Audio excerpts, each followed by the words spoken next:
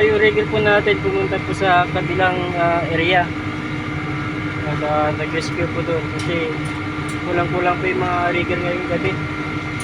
Kaya yung iba hindi po nakapasok gawa ng sobrang lakas po ng ulan. Malayo po yung kanilang panggagalingan. Swerte rin po kami stayin kami dito. So konting konting biyahe lang sa motor.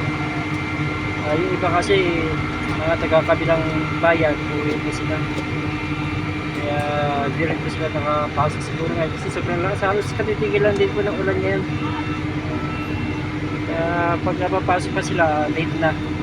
Matik kaltas na po yun. Kaya siguro mas maigi na pinahingan na lang po nila. Tsaka yung rigger po namin ngayon, balik na lang po sila. Absent po yung iba. Siyempre, mahalaga na po yung galing isa papasok po sila at mababasa. Kung magkasikip na po sila, kawawa. So balito, kwentuhan lang po muna tayo at kung ano po yung mga balita po sa ngayon.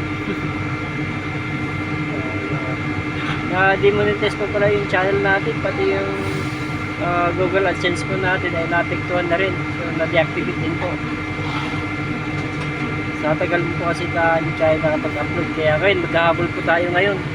Kaya hopefully maayos po yung ating YouTube channel. Aling na buwan po kasi halos na wala akong upload eh. I-upload lang madalang. Kaya ganun po nangyari. At sana yung makakapanood po nito, huwag po kayong huwag yung gayahin na medyo naglaylo sa pag-upload ng mga video. Tuloy-tuloy nyo lang po para hindi po maapektuhan ang inyong YouTube channel. Masayang din po kasi pinaghirapan po natin. Deactivate lang. Gaya nung nangyari sa akin.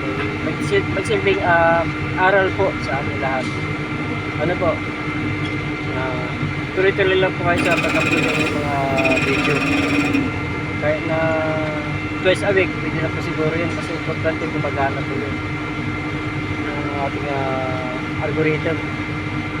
Sa akin po kasi totally parang inintukod ko siya eh.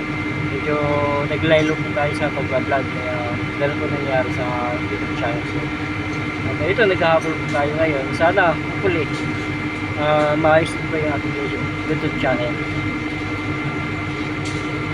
Ito pa, share and carry lang po. Kaya tayo lagi. God bless po sa atin.